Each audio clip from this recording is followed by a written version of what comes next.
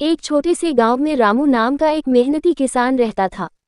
उसके साथ उसकी पत्नी सीता, उसका नन्हा सा बेटा मोहन और उसका वफादार गधा कालू रहते थे। एक साल बारिश बहुत कम हुई और खेतों की फसल सूखने लगी। रामू चिंता में पड़ गया, लेकिन उसकी पत्नी ने उसे हिम्मत दी और कहा कि मेहनत और हौसला कभी बेकार नहीं जाते। रामू रोज अपने गधे कालू की मदद से दूर से पानी ढोकर खेतों तक पहुंचाता रहा। कुछ ही दिनों में फसल लहलहा उठी, खेत हरे भरे हो गए और मोहन खुशी से ताली बजाने लगा। रामू मुस्कुराया और समझ गया कि जब परिवार एक दूसरे का साथ दे और सब मिलकर ईमानदारी से मेहनत करें तो हर मुश्किल आसान हो जाती है। सुबह का सूरज धीरे धीरे नदी के पानी पर चमक रहा है। सामने एक मछुआरा अपनी छोटी सी नाव से नदी में जाल डालता है। पानी में हलचल होती है और जाल मछलियों से भर जाता है। वह मछलियों को टोकरी में रखकर सीधे गांव के बाजार की ओर चलता है। रास्ते में लोग उसे देखते हैं। बाजार पहुंचते ही वह मछलियां बेचता है।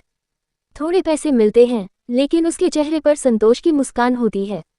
शाम को वही मछुआरा नदी किनारे बैठकर डूबते सूरज को देखता है।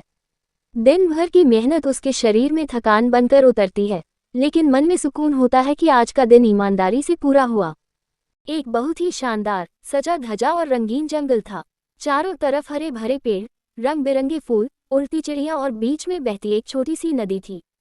उसी जंगल में एक नन्हा हाथी का बच्चा गोलू और एक प्यारा शेर का बच्चा वीर रहते थे। दोनों बहुत अच्छे दोस्त थे और हमेशा साथ खेलते रहते थे। जंगल के किनारे एक छोटी सी खेती थी, जहां दो किसान रामू काका और श्यामू काका प्यारे प्यारे गोल प्याज उगाते थे।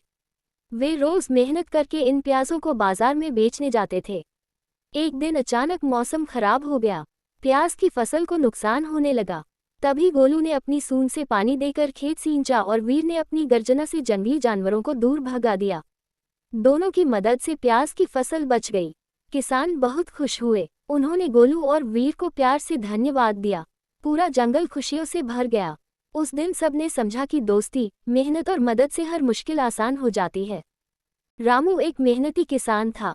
उसका छोटा सा गांव चारों तरफ फैले हरे भरे खेतों से घिरा हुआ था। हर सुबह सूरज निकलते ही वह अपने खेतों में पहुंच जाता था, जहां आलू, प्याज और मूली बड़े बड़े और ताज़ा उगते थे। उसके खेत के आलू साधारण से कहीं ज्यादा बड़े थे, प्याज चमकदार और मजबूत थे और मूली लंबी, सफ़ेद और रसीली थी। यही उसकी मेहनत की पहचान थी। रामू के साथ उसकी पत्नी सीता हमेशा कंधे से कंधा मिलाकर काम करती थी। वह सब्जियां साफ करती, बोरियों में भरती और हर काम में रामू का साथ देती थी। उनके जीवन में तीसरा साथी था उनका गधा मोती, जो बिना थके हर रोज खेत से बाजार तक सब्जियां ढोता था।